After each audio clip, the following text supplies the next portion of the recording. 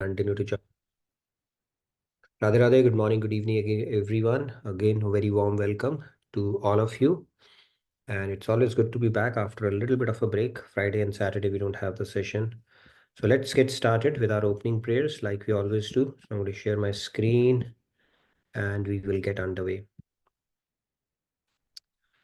Gurur Brahma, Gurur Vishnu, Guru Devo Maheshwaraha.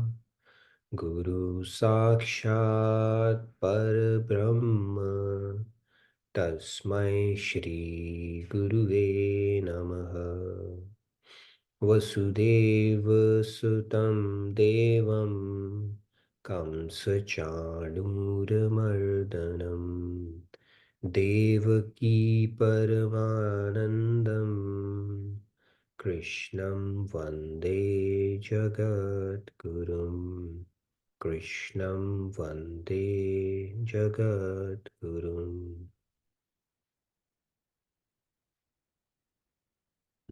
Radhe Radhe, good morning, good evening. A very warm welcome to all of you once again. So let's get started like we always do. We have a three-course segment like we do, starting with the Soul Soup segment. So as part of the Soul Soup segment, we are doing how do we befriend our mind, right? So mind management series. So we are on the topic of afflictions of the mind. What are the afflictions which are called manas rogs by our scriptures? So as part of this, we spoke about anger, which is the general of Maya. And the Bhagavad Gita also talks about anger. Once it comes, it clouds our judgment. It says, right? 2.63 says, Krodad bhavati sammoha, sammohat smriti vibhrama, smriti bhrinchad buddhinasho, buddhinashat pranashyati. So it dilutes our intellect, it clouds our judgment, and then we fall to the level of animals. There's at that point there is absolutely no difference between a human and an animal, because the faculty that discriminates between the humans from animals, which is our intellect, is clouded at that point. So, in order to understand this, let's understand the second ailment today. Today we are going to talk about greed. So this is also one of the manas roots our scriptures talk about. So let's talk a little about greed. Now, greed, it's not necessarily limited to money alone. The greed could be for money, it could be for prestige, it could be for delicacies, it could be for luxurious objects, it could be for anything else, position, designation, it could be for anything that we associate, that our value system tells us is important, or a yardstick for success in our life, right?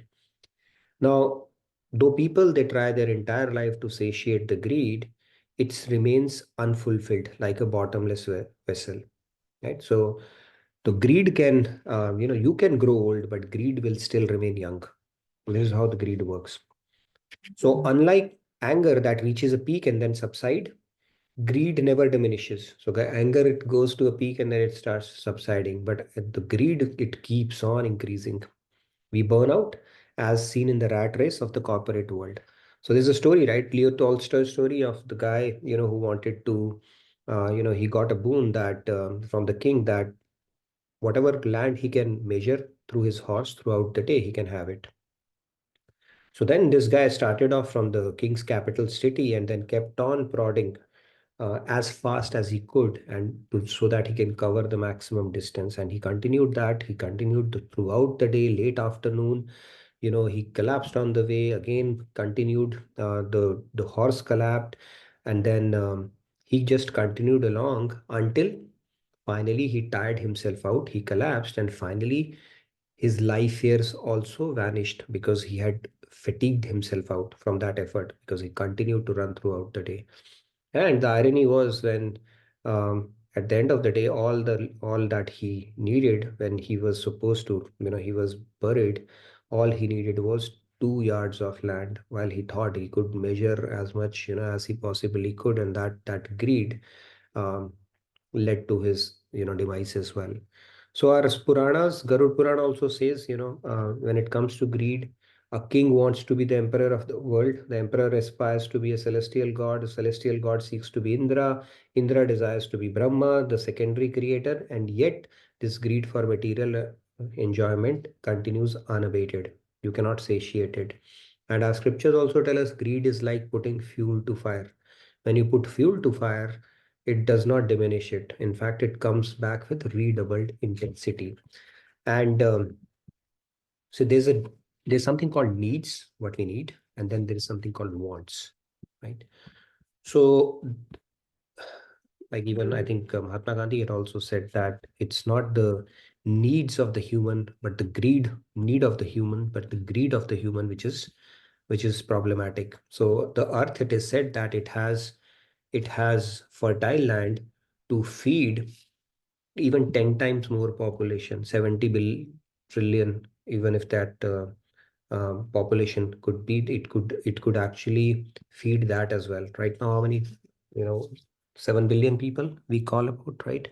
So even if it's 10 times more, it can feed that. But it's a greed aspect of it where we have converted all the land, with the tobacco yields and stuff like that, which might be, which might cause the food problem down the line. We are already seeing the trends for it. So this gap between needs and want is truly greed.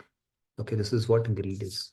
The gap between our need and wants. Is it something, is it needed by us? Or is it something that we want? Even Patanjali Yoga Sutra say aparigraha. It says that don't hoard more than you truly need. And we have a tendency to hoard, right? Animals and birds, they don't continue to store stuff with that mindset of insecurity about the future. But humans do that. We stock more than what we need, whether it is food, whether it is clothes, whether it is things, material objects, and money as well. And then finally we keep on passing it from generation to generation. But that insecurity or that greed continues unabated. So we'll continue to talk about these mental afflictions, and then how can we systematically tackle this. So this is our soul soup segment. Now let's get to the Bhagavad Gita topic. 5.15 is what we are doing. I'm going to recite the shloka. We'll pick up 3 hands and then we'll get into the deeper discussion around it. Na datte kasyachit papam na chaiva sukritam vibhuhu ajnanenavritam jnanam tena muhyanti jantavaha. Let's take 3 hands and then we'll get started. Radhe Radhe Samji. Radhe Radhe. Radhe Radhe Sam. Nadatyakaschachit papam na chaiv sukritam vibhu ajnanenavritam jnanam tena muhyanti jantavaha. Radhe Radhe. Radhe, let's take 2 more hands. Shri Ramya ji, Radhe Radhe. Radhe Radhe. Nadatte kasyachit papam na chaiva sukritam vibhuhu ajnanenavritam jnanam tena muhyanti jantavaha. Thank you. Yes, Shiramya, let's take one more. Shyam ji, Radhe Radhe. Radhe Radhe. Na datte kasyachit papam na chaiva sukritam vibhu ajnanenavritam jnanam tena muhyanti jantavaha. Radhe Right. Radhe. Thank you. Radhe Radhe Shyamji. Okay, real quick, Riyaji. And I would encourage all to, you can do it at your place. It's good to recite it. It's very auspicious. Go ahead, Riyaji, real quick. Radhe. Radhe Radhe नादत्ते कस्यचित् पापं न चैव सुकृतं विभुः अज्ञानेनावृतं ज्ञानं तेन मुह्यन्ति जन्तवः. Nice. Thank you, Riyaji. So in this verse, Lord Krishna is saying that the omnipresent God does not involve himself in the sinful or virtuous deeds of anyone. The living entities are deluded because their inner knowledge is covered by ignorance. So we're going to talk about this. We've been talking about it. We introduced the shloka last Wednesday, but let's continue to have a quick recap and continue to build on it. So let's start with a quick story. Okay. So here's a girl who's sleeping and dreaming. Okay. And she would get a ghost in her dream every day. That's not fun, right? This ghost. And the ghost would freak her out and she would wake up every time she would have that dream. Until one day the dream continued a little longer than usual. And the girl starts running and the ghost starts chasing her. So she goes, through the forest and the ghost is chasing her until she reaches a cliff, and the ghost is relentless. Ghost also is chasing, and then she has nowhere to go. Right? As you see, she reaches the cliff. You see, this the same girl. You can match the dress as well. And she reaches there, and the ghost is there as well, right? He has come out of the dream and chasing her. And then at that particular juncture, when she's in complete panic with nowhere to go, she asks the ghost, "What are you going to do to me?" And what does the ghost reply? Ghost replies, "You tell me. It's your dream after all." Okay, it's her dream. So she's the author of that dream. So the point is, we all have this ghost that we are creating in our head. What is this ghost? Ghost is the lamentation over the past that we create, the anxieties for the future, and then, of course, dissatisfied in the present because we are too hung up in some lamentations over the past and anxieties for the future, right? And that's where the mind management aspect comes into picture, and the free will that we are going to talk about, we'll talk about that as well, right? How do we align our free will so that we are not um, paying a very heavy price for it? And all the three things that are listed here, that is the price we pay for exercising our free will, not in accordance with the injunctions of our scriptures or not in alignment with what God desires. The first principle of surrender. Okay, so let's go a little deeper. So is the soul.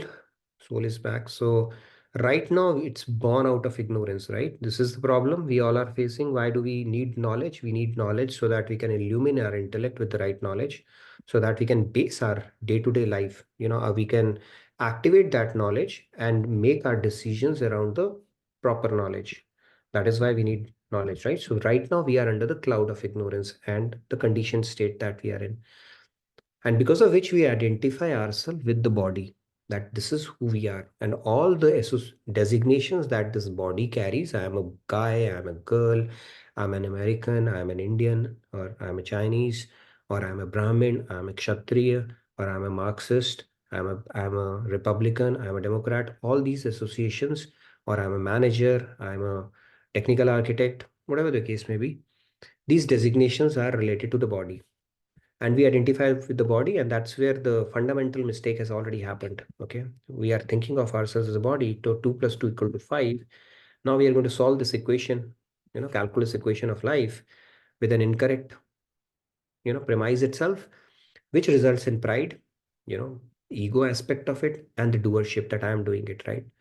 And that leads us to the karma yoga, right? Because we are having a sense of doership and ego, and we are associating ourselves with the body, we are subject to the law of karma.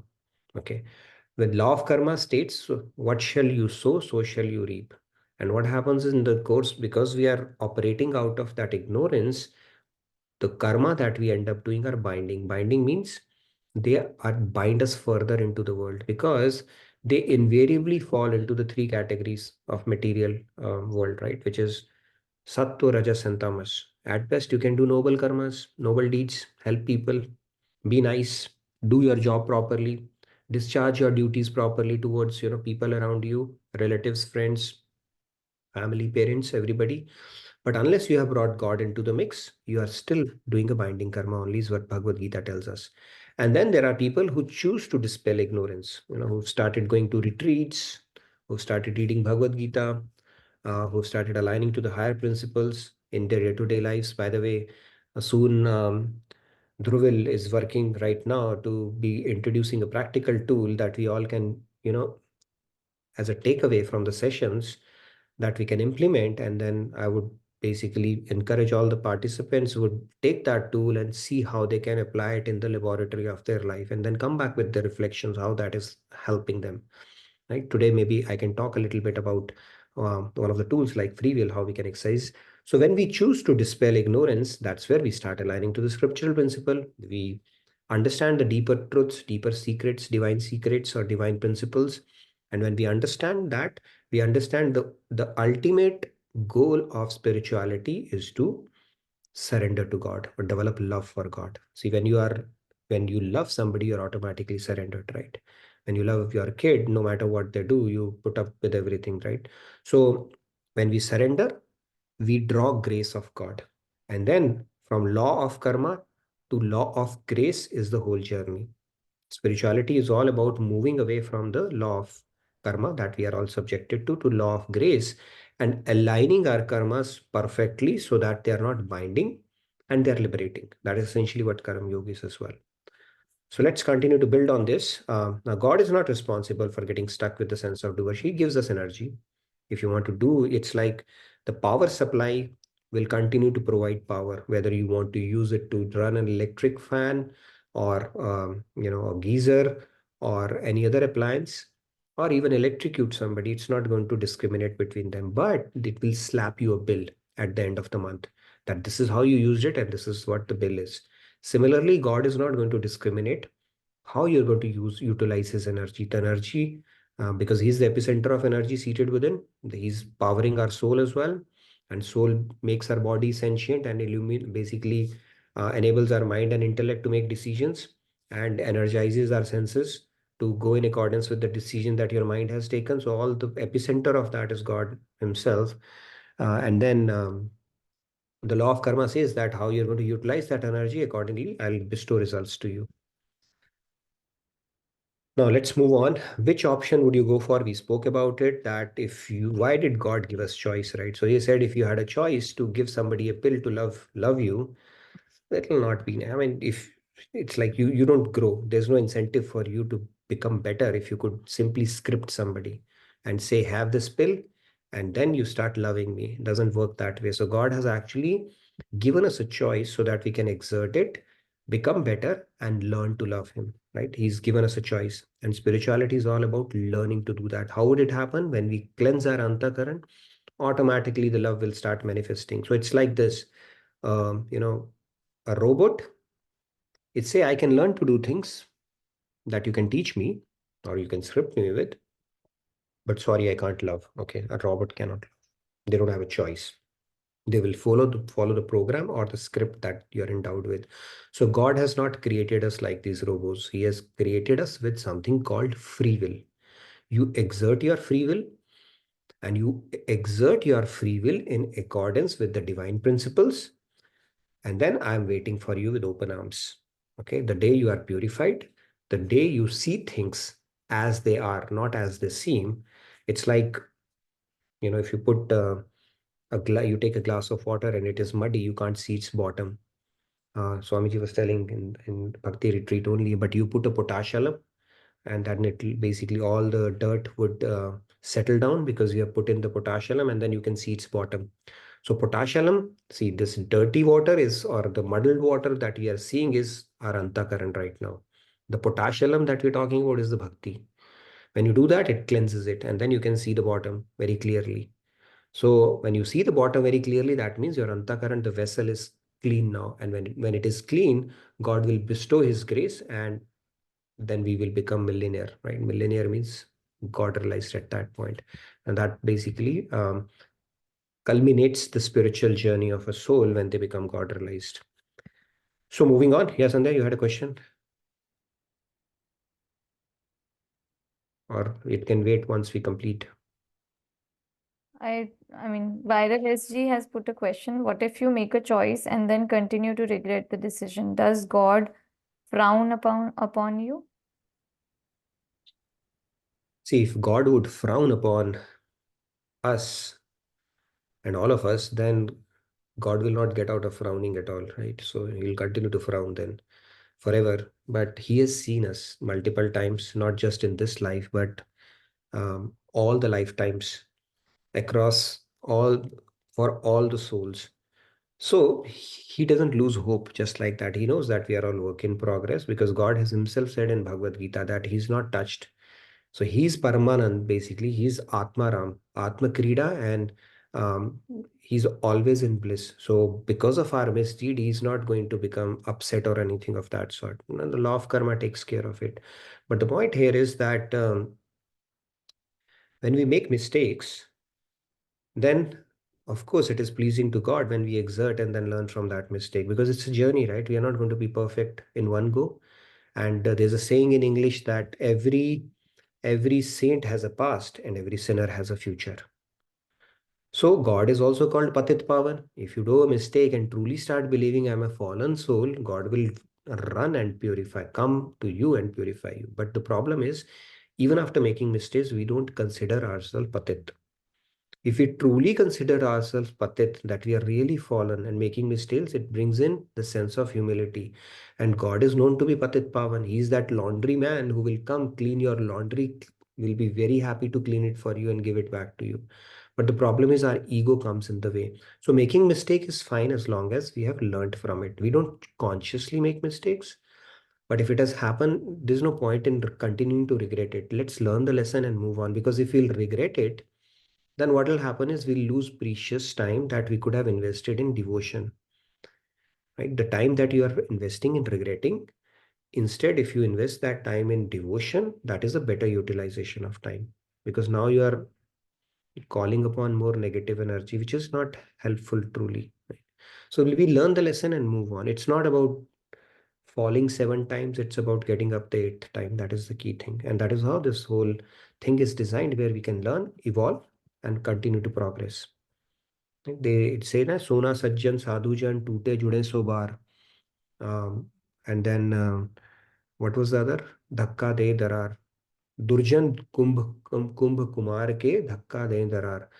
So if we align to the virtuous principles or the divine principles or the virtuous qualities, we try to imbibe those, then it builds a natural resilience inside us. God gives you a lot of resilience, right? And then you learn and you fall down, but you get up again. And then you learn from your mistakes and keep progressing. Because if you keep on regretting about the past and keep thinking about it and fall into a guilt trap and all that stuff, that is a lot of wastage of time. You will learn the lesson and move on quickly. That's the key. And we all make mistakes, and we'll continue to make mistakes for as long as we are under Maya. So that doesn't mean you have a blank check to make mistakes. We continue to try our best and learn from our mistakes. That's the whole idea. I hope that answered your question. Now, question gets asked, why did God make us suffer in this world? Because he has given us a free will. We spoke about this concept, right? There are allurements of Maya. At the same time, there's bliss of God. It creates choices. They say this is a journey. Human life is a journey between B and D, birth and death. And between B and D comes C, choices. Right? The choices that we are making is what God watches us. So let's move on. Now, God is creating these choices and we are getting stuck because of these, right? So let's understand how it's supposed to work. Now, he'll give you money, allurements, all right? Bhukti, as they call it. It could be money, fame, prestige, could be anything. Right? We spoke about greed. It could be anything that you associate or your conditioned state is telling you that this is important in life to become happier. So he'll give you, and then that Ramana Maharshi was asked, why did God create evil? And Ramana Maharshi said that to thicken the plot. Now he made the plot really thick so that to get out of it, we'll have to strongly exert our free will. Now, free will is very important. If we have lightweight prem for God, it will not do. We'll have to really have solid prem. Okay, this is how it's meant to be. Now, he will give you this allurement and you will say, no, God, I will choose you. He said, really? He will say, okay, let me double the stake for you. Okay, give you something more. Now what happens? You'll say, okay, he'll, he'll say, okay, let me triple it for you. So that test will continue. He'll double, triple, and the bhukti test will continue. But only when you say, he's going to continue to make it 100-fold, but you still choose God, that is when God will come. Okay, this is how it's meant to be. It's like when you have made it a focus in your life, then the allurement shown through bhakti, you have to reject. Even mukti, you have to reject, right? And if you have to get bhakti of God. But God continues to, they say, right? Soch samajh ke sauda kijiye nand ka lal bada vyapari. He will continue to test you. Are you going to stop here? Are you going to stop here? The dangling carrots will be there throughout the way, right? And there is no limit to bhakti. I'm going to put it in perspective in next slide. Just the bhakti that God can give you is unimaginable. You can't even imagine the amount of bhakti he can give you. Let's try to put it in perspective to see what is our bhakti right now. Okay, what are we enjoying here? We are too infatuated with this world, right? So let's understand, let's try to put it in perspective, the bhakti that is possible by God. So let's say there's a person who's, okay, he's a person, we'll talk about it. This person is us, not us. Let's say there is a hypothetical person like this in this world. Now, this person is intelligent. We do get attracted with people who are intelligent, right? He's very intelligent, knows everything that is there to be known in this world, everything. Then let's say he's the ruler of the entire planet. He's very powerful. All the subjects are under his control. Whatever he wants to do, he gets that. Just keep building the image of this person. If somebody's like this, if we were like that. He's in the prime of his youth. Okay, I don't know what is the prime of it's 16 or 25 or whatever it is. Definitely not 40. So he's in the prime of youth. And even the subjects around him are favorably aligned. That means his relatives, people whom he interacts with, the subjects, they are favorably aligned. Nobody's going and doing some kind of a protest against them or saying this person needs to do this and that. So everybody is favorably aligned, right? Everybody loves him, this person. So, and then they have all possible material luxuries. That is also there. Just imagine if we had all of it. Not possible, right? Can we claim anybody has it in this world? Nobody can have it. Even if somebody has one of these things, it is only temporarily, right? So if somebody had all of this, hypothetically, then our scriptures say this is the highest level of happiness on earth. 1 unit. It is 1 unit, okay? But you multiply it by 1,000, then it becomes 1 unit of Manav Gandhar, which is a higher level of existence, not us. So this was 1 unit, which nobody has, right? You multiply it by 1,000, then it becomes 1 unit of Manav Gandharvs. Now, Manav Gandharvs, you multiply it by 1,000, it becomes one of Dev Gandharv. Do you think that is all there is possible? No. Let's continue this. 1 unit of Dev Gandharv, you multiply it by 1,000, it becomes 1 unit of Pitrilok. Okay, Dev Pitrilok into 1,000, Ajanak Lok, Ajanak Lok, Karm Devas, Karm Deva, 1 unit of Deva, 1 unit of Deva into 1,000 is 1 unit of Indra. Now, this is how the celestial, the god of the celestial god Indra, that much bliss he's capable of getting. You can put it in perspective where we are in this whole scheme of things. It doesn't stop here. Okay. You multiply it by 1,000, that is 1 unit of Brihaspati, his guru. You multiply it by 1,000, this is 1 unit of Prajapati. Then you multiply it by 1,000, that is 1 unit of bliss that Brahmaji gets. Okay, this is all the categories or the gradations of bliss that is possible. Okay, and we don't even have 1 unit of the true happiness that is possible on earth. Okay, this just puts our happiness in perspective that we are so infatuated with in this world. And guess what? All the way up to Brahma, this 1 unit of Brahma, this all is within the realm of Maya, and these are also afflicted with unhappiness, dissatisfaction, and unfulfillment. So even if you become Brahma, unless God has taken on the form of Brahma, you will still feel the same dissatisfaction, greed, anger, envy. You have not been able to. It's not that these people are happy people. Indra is the most insecure person because every time anybody does tap or anything, he thinks they are going to go after his throne. And he also wants the post of Brahma. Okay, so he also has those kind of insecurities, anxiety, envy, and all that stuff. So if you look at it, this whole thing, if God starts throwing carrots your way, you can just imagine how he can test you. And if you don't have the knowledge, there's a good chance we can slip even within the earth realm itself if you start getting some, unbridled fame and money and other things that we all crave for. So God has not even started testing in that sense, right? He might already be okay doing that. So different ways God can test us. One is pralobhan, by enticing, and other is by testing. Okay, the other way around. I'll talk about that first. Yes, Sandhya, is there any question or? Yeah, just quickly, so Brahmaji can be a jeev or can be an expansion of God. Is it like that? That's right. So yeah, good you asked that question. So In Trinity, Brahma, Vishnu, and Mahesh. Vishnu and Mahesh are Swansh of God, his planetary expansions only. Brahmaji's position is a Jivatma like you and I can also become Brahma. Okay. But then, of course, it has to have an eligibility, right? I mean, to go to celestial abodes also needs eligibility, but it is condemned in our scriptures. Don't go to celestial abodes because you have to come back again. But then our scriptures talk about if you can become Brahma, but you have to, of course, you need to have a lot of eligibility to become that. And for all the hard work that Brahmaji does, we have spoken about, right? He goes about the job of this whole creation and all that stuff. For all that stuff, he's given God realization after his tenure is over. But there are times when there is not a suitable soul that God finds to become Brahma. In that case, he himself assumes the role of a Brahma. Both can happen. Okay.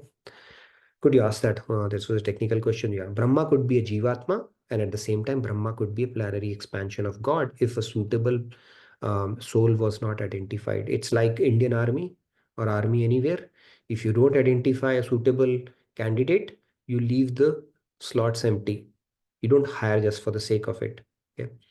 But in case of God, he cannot leave the slot empty. He takes on a form of Brahma as well at times. Okay. This is how it goes. So now we know what happiness we have in this world and what keeps us infatuated with this world. So we should just, it hopefully puts it in perspective. Now here's a foreman. So I told God does two things. One is pralobhan. He'll throw carrots your way. Second is pratikulta. He can throw adversities your way. Both ways he can test. Pratikulta means he's going to create unfavorable situation circumstances for you. Let's try to understand that concept a little bit as well. So here's a foreman. He's working. This is a worker. So while he's working, what he does is he wants his attention and he's not looking at him. So then he throws a coin at him. You see this coin is thrown at him. So this guy looks at the coin and simply picks up and puts in his pocket. Then he throws another coin at him. So this guy looks at the coin and again puts it back in his pocket. So then this guy had to really throw a stone at his head. Okay. And now he looks back, okay, and say, yes, sir, what's the matter? So this is Maya. This is us, of course, the worker. And this stuff that is thrown is bhukti. This is the wake-up call. Maya can throw your way. Now, when the wake-up call can come in a lot of ways, right? Like a mother, when a kid is too hung up in playing with toys and stuff like that and not focused on their studies or food, then the mother snatches it away, right? That wake-up call can come in a lot of ways. Now, after the wake-up call also, it happens with all of us, okay, in our life. People have relationship problems, they have financial problems, health problems, too many problems, right? You incur a big loss. A lot of reversals happen in material life, right? So when that happens, now you have choices. One choice is, of course, bhukti. Then some people again turn back to bhukti. Reversal happened. You sailed through that phase and again came back to bhukti. Okay, because there's no game plan B in life. You think this is how it's meant to be. You have to carry on. And we again go back to bhukti. Okay, I need to enjoy world here. Or you dovetail it towards God. Both options are there, right? And if you think about it, this bhukti aspect keeps us in 8.4 million tourism. You know, this 8.4 million tourism, I think we all know by now. If not, for the benefit of people, this tourism is 8.4 million species that Brahmaji has created. Right? When he wakes up, he creates all the toys and he puts us in one of them. Right? So 8.4 million tourism means all the species, and after a great fortune and a great amount of time, we get a human body. Otherwise, we keep rotating in these 8.4 million species. So this bhukti keeps us here. Now, if you think about it, and then the other aspect, if we think we dovetail it towards God, that leads to God realization. So the reason free will is expensive is because of free will exercised incorrectly, we are here rotating in this 8.4 million species. Okay, this is how, if we had aligned our free will correctly, we would have been closer to God, or possibly we're aligning it as well. But it's like uh, taking a few steps forward and then sidewards and maybe backwards. That all thing is continuing in parallel. But this is how it's meant to be there, and that is why, although it is called free will, but it's truly very expensive because it's keeping us in this cycle of birth and death, and that's a pretty heavy price to pay, um, if you look at it from our soul's journey standpoint perspective. So with that said, let me take a quick pause. Any questions around it before I know we just spoke about it a lot. So one of the things you can think about is how do we exercise our free will so that we are truly benefiting from it and not entrenching ourselves further into this material world. Because exercising of your free will would need a bit of exertion from our side. Normally speaking, our mind will keep on telling us things which are pleasurable, not beneficial. It will keep us telling us things which are convenient, not something which is truly, which may require us to take inconvenience in short run, but truly beneficial for us in long run. So how do we exert our free will so that we are helping our cause and not derailing our spiritual journey is something we could take a note, and maybe you can share your reflections throughout the week to tell how do you reflect, utilize this tool on things that you always wanted to work upon and take benefit from this practical tool that we have from Bhagavad Gita in that sense. Any questions?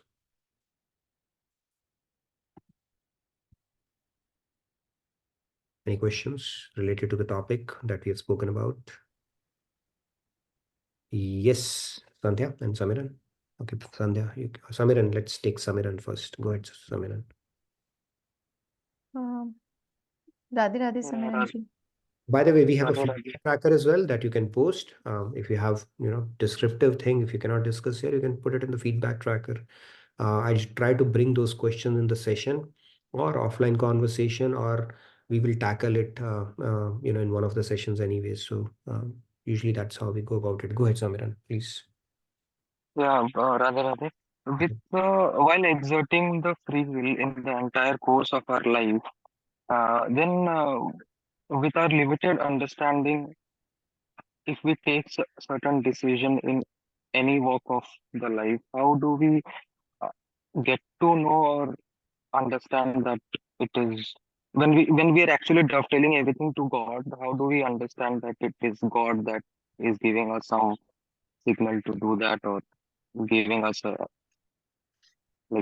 understanding of that he wants us to do this? Yeah, I think again it goes back to, I think, one of the segments in Surrender, we spoke about the tool. I think Cash had spoken about, right? What is the framework you can employ when we make a decision around anything? So first thing is, ignorance is not a bliss on the path of spirituality. We may think ignorance is bliss, but actually, truly speaking, it is not. So it's like, fire will do its work, whether you put your hand knowingly or unknowingly. And that is why, to dispel ignorance, that onus is on us as humans. Vedvyas in his first Vedanta Sutra has said, Athato Brahma Jigyasa. He said, now you inquire about the deeper secrets of life. The onus is on you. So let's say we don't get exposure to that. So that's a very philosophical discussion. It can happen, right? If I'm born in Somalia, where am I going to get this knowledge, right?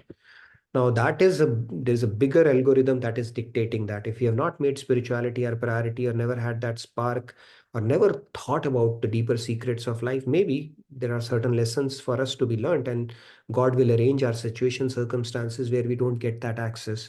But if we have gotten it, then we try to understand those principles as best as possible. Even if you don't understand from a broader perspective, your Shreyas prayers will give you a good idea, right? Shreyas, is it good for me? Am I going after pleasure, or am I going after something which is beneficial? That will tell you a good answer, even if you don't believe in God or you haven't read the scriptures, right? But if you have the benefit of a guru, then his word is the final word. That will take us close to Sharanagati. And then let's say you don't even have that, then what do you have? The only resource you have is your intention behind any act. right? Why are you doing it? If you're doing it in all honesty and sincerity, then that is your insurance policy, because God knows that that is the best you could have done in that moment. So that is a framework you can employ, I would say. God's, first of all, Also, Guru's word if is the we final word. Mhm.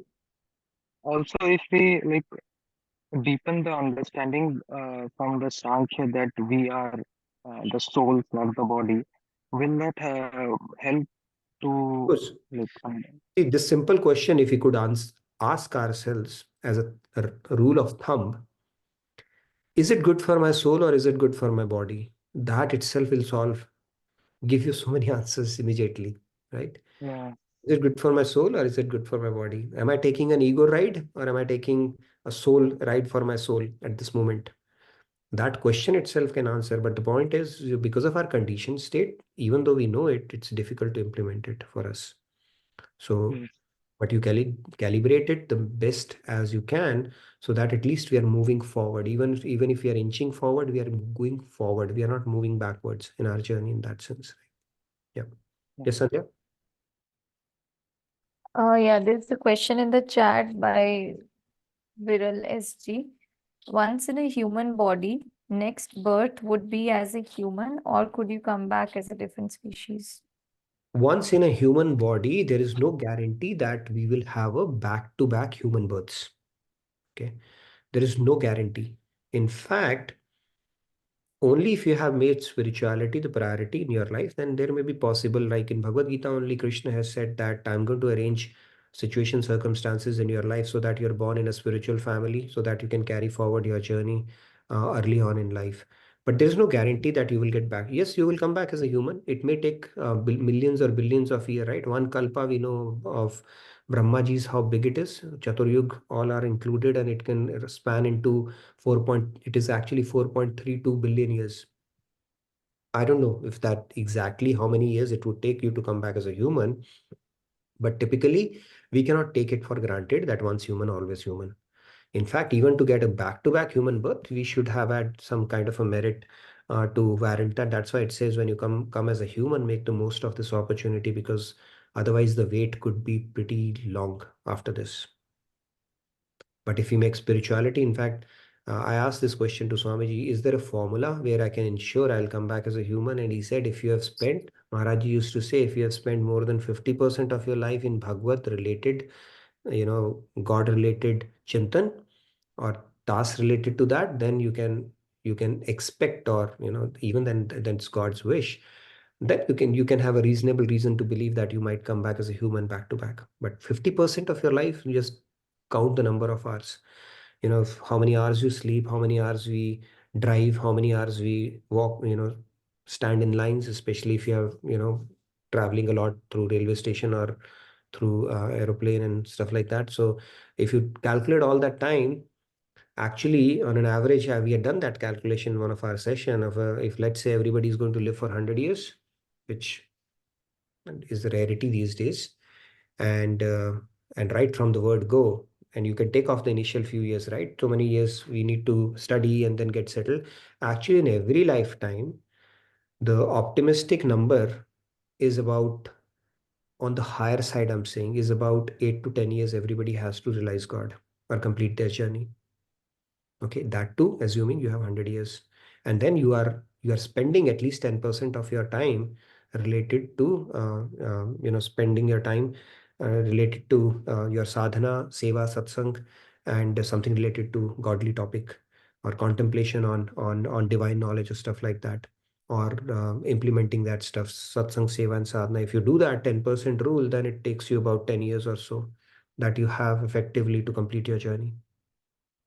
That's how it works, the calculation. Maybe we can bring that calculation in one of the sessions again. Yes, Rahul? Yeah, Radhe Radhe. There is a question in the chat from iPhone G. Can this contemplation that only Hari Guru are mine help in burning our bad karmas? No, that is good actually. See, it's a very good question. If you do this contemplation that only Hari and Guru are mine, then it will increase your faith and surrender. Right? When your faith and surrender increases, then of course what does Krishna say? Towards the end, what happens?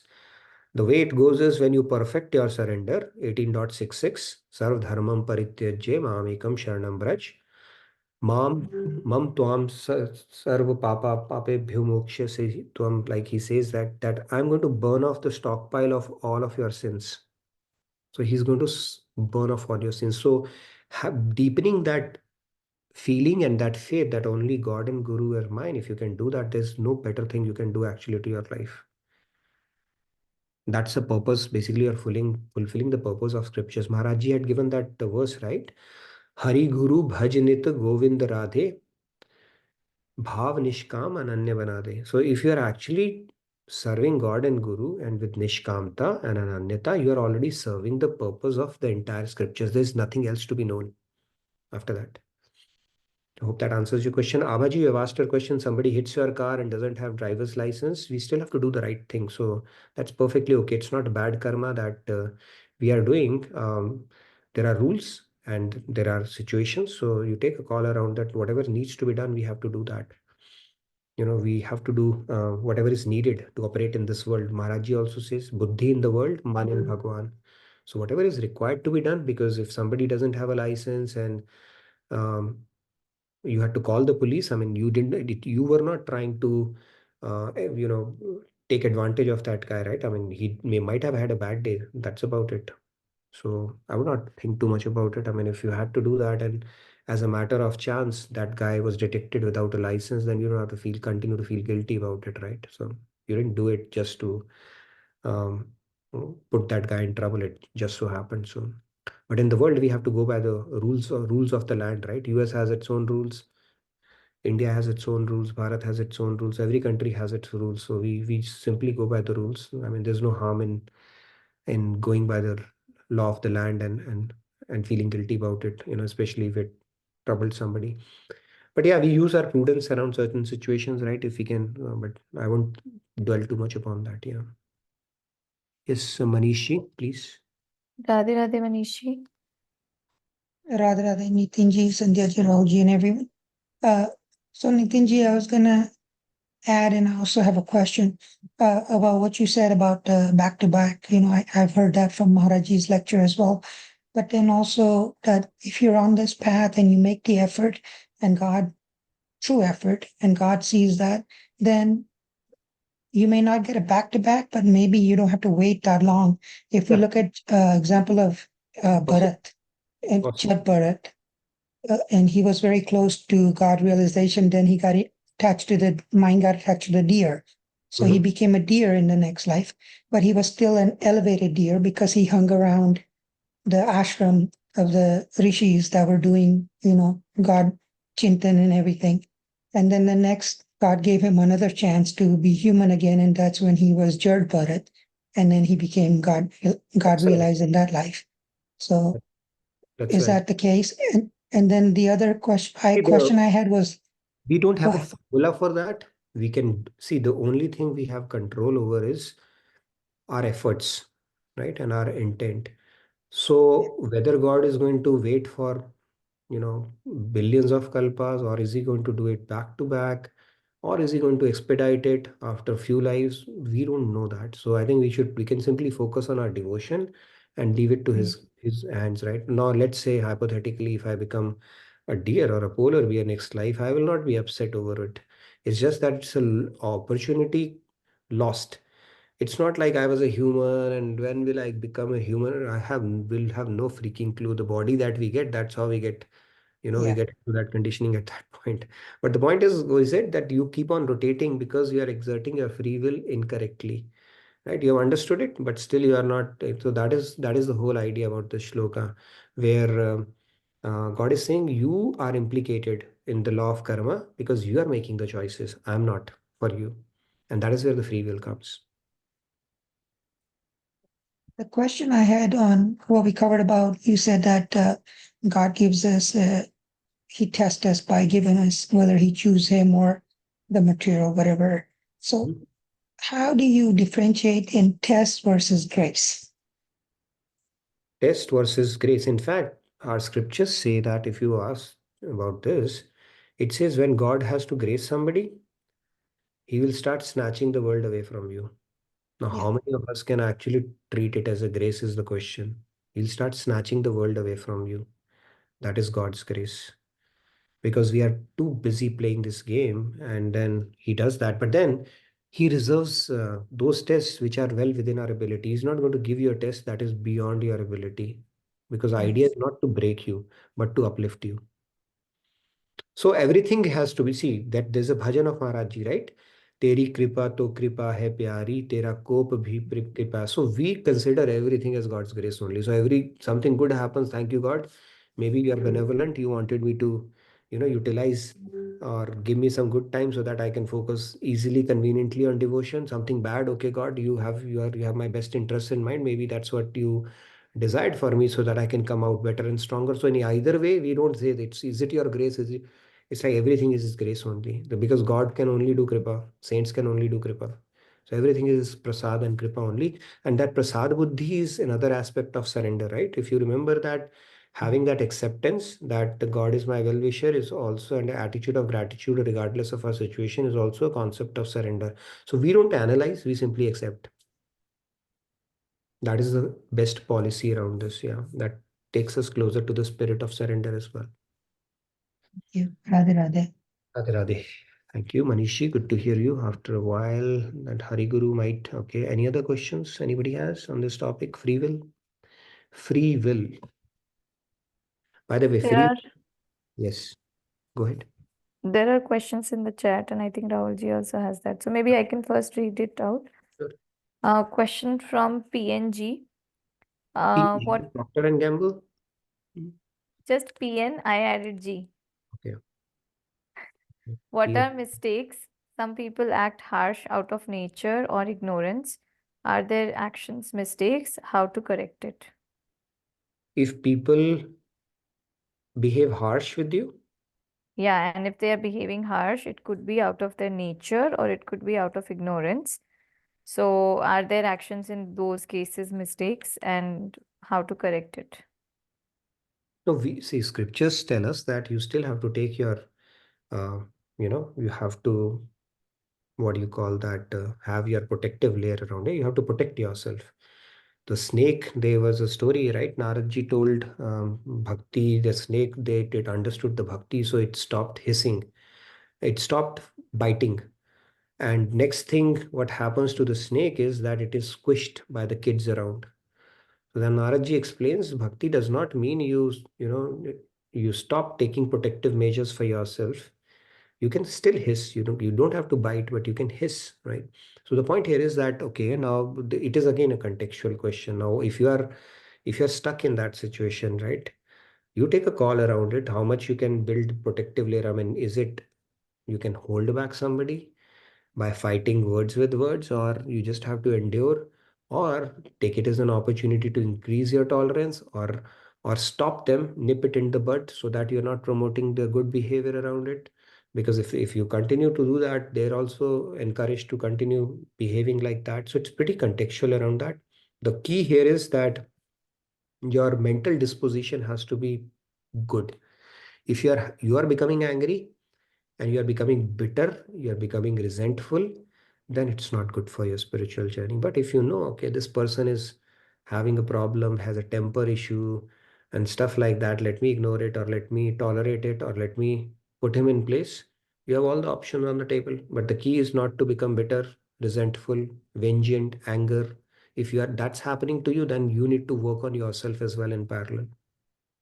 I think that's how I would look at this situation. Because we cannot derail our spiritual journey because of people around, right? It may be a test created by Krishna, who knows, if he wants to increase your tolerance, or it might be a test created by him to see you need to learn to stand up for yourself. We don't know. But in either case, you need to maintain your mental disposition has to be good. We can be And we can be firm and assertive and yet be gentle. You don't have to be angry to drive home a point to somebody, right? So that's the key. Kumarji says beat them with kindness while protecting ourselves. Beat them with kindness. That's a good one, Kumarji. Okay, and there's another question from Priyaji. What is Rinanubandhan? Do we create an ongoing karmic cycle if we loan money? Is it karmic debt? I don't know. There are a lot of karmic debts we can create actually. So it's better to give somebody, I mean, I don't know, give generally for the sake of it. They may have to come back to give money back to you, but it's good to have a balance, right? And not take somebody's money because it gets logged as a karma as well, right? Now, how, in what form or manner you'd have to repay the debt, I don't know. But yes, we are currently creating a lot of karmic debts. Let's not get into the nitty-gritties of it. You know, what now you'll next thing you'll worry is the other day I stepped out of the home and I stepped over 100 ants. And then I was driving, a squirrel came on the way. And then I have heard that while cooking also we kill a lot of microbes. And while eating yogurt, so many lactobacillus I ingest. So those things will happen. There's no karma which is bereft of sin actually. That is what Bhagavad Gita says as well. So we focus on the controllables. Let's focus on deepening our faith and love for God. Let's focus on doing more devotion, seva, and satsang, and other things will align around it because there's only so much you can do. It's Rahulji. Radhe Radhe, please go ahead. Yeah, Radhe Radhe. There is another question in the chat from Viral SG. Can you reach God realization faster if you leave current responsibilities of family and completely dedicate towards devotional activities? No. So I think we spoke about this topic. Falgu Virage, maybe Viral SG, where are you joining us from? If you can come on audio, that'll be good. Where are you joining us from and when did you start joining the sessions? Yeah, I just unmuted you, Gaurav. Yeah, so we spoke about this concept. This is again a misunderstood concept. No, Arjun was telling Krishna that why do I have to fight this war? Let me go to forest and do meditation. Krishna said, no, you have to act in accordance with your gunas, your tendencies, and the situation or the station of life that you are in. You can do karma yoga from there itself. Um, Giving up responsibilities, running away from responsibilities is not the way to go. There's a reason why those people are there in your life. There's a reason why you are where you are. So we need to discharge those responsibilities with the spirit of Karam Yoga, and that will have the same effect as what you would have sitting in a cave in a forest or a mountain as well. On the contrary, if you go to a forest and your mind is still absorbed in world, right, so then it can be treacherous. You'll be neither here nor there. That is why Lord Krishna has said karam sannyas is not recommended for people. You do karam yoga and it has a safety net as well. So purifying the intention or the motivation for work is what Karam Yoga is. But I'm happy to talk more offline with you, or we'll continue to bring this topic as the situation or as the opportunity would present itself in coming shlokas as well. But yeah, that is not a recommended thing where you think that world is burdensome and then I'm going to leave everybody and then focus on. That's not the right way of understanding it. Okay, spirituality does not mandate that. Krishna has condemned that, running away from your duties and thinking you can practice spirituality in vacuum. Doesn't work like that. Bhagavad Gita is actually a call to action, not call to inaction, to run away from the world. It is like operate in the world, but don't let the world come inside you. Like a boat in water, you navigate through the water, but don't let the water come inside you. That's the whole idea of. But we can talk more if you have questions around it. Good question, practical question from that sense. And just to add, there is a comment from Samiran Ji on this that Krishna also says it is wait. Yeah, Krishna also Manish Ji says also Karam Sannyas should only be taken under the guidance of a true guru who only knows when we are ready for that stage if needed. And Samiran Ji says, Krishna also says it is because of that thought the Mahabharata is happening, relating it to Bhishma Pitama, where he gave more priority to his personal vow. No, it's a little more nuanced than Bhishma's vow only. We can talk more about that. But yeah, the things that are meant to happen, they will happen, right? I'll talk about Honi, what is Honi, and then when God takes an avatar, of course, there's a reason for that, right? So he wants to get a lot accomplished during that time period. But yeah, they all become instruments in that case. Good. I think we had a good discussion. Feedback tracker, let's post it. Please put in the questions that you have, or even otherwise. We will bring it to the session. We'll continue on this discussion. And the last segment, we spent about 5 minutes reciting Bhakti Shatak, I would encourage just to read the verse. One of you can, maybe the one who starts can read what is there. Everybody does not need to read the English segment of it. One, it is Bhakti Shatak. We are doing that. So a quick commentary, maybe 3 hands, and then we wrap up our session. So thank you again for your enthusiastic participation. Let's move to our last segment, which is the recitation now. Should I proceed? Please. साचो दास ना कबहु चह, पाँच हो मुक्ति बलाय। राधे राधे। चहई युगल सेवा सदा, दिन सुख सुखी सदाय। राधे राधे। जय Radhe Krishna Radhe Radhe, Radhe Krishna Radhe. A true servant of the Lord never desires any of the 5 kinds of liberation. Such a person only desires service to Sri Radha Krishna and is ever happy in their happiness. Very nice. Thank you, Sandhya. Let's take Aparna ji. It was good to meet you at the Bhakti Kirtan retreat. So please go ahead. We had a wonderful, wonderful retreat with Swamiji. So I hope you all relished it online. Yes, But the videos, Nitinji, it videos was are- amazing. It was amazing. Thank Yes. you so much for the opportunity. So for Okay, the benefit of people who probably missed it out for any reason, there are videos available as well, recordings. You can benefit from those as well. Yes, Aparna ji, go ahead. You can real quick do okay. साचो दासना कबहु चह, पांचहु मुक्ति बलाय। राधे राधे। चहे युगल सेवा सदा, दिन सुख सुखी सदाय। राधे राधे। जय Radhe Krishna Radhe Radhe, Radhe Krishna Radhe. Very nice, Aparna ji. Thank you. Yes, Riya ji, real quick. Yeah, Radhe Radhe Riya ji. Radhe Radhe.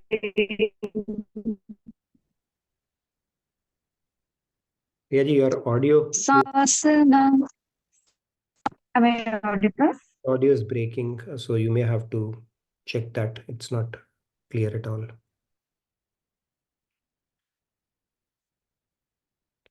Okay, one more hand. Anybody wants to do that?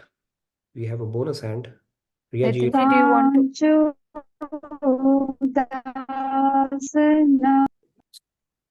Riya ji, you need to fix your audio. It's not working. So let's take Lakshmi ji today. Yes. Lakshmi.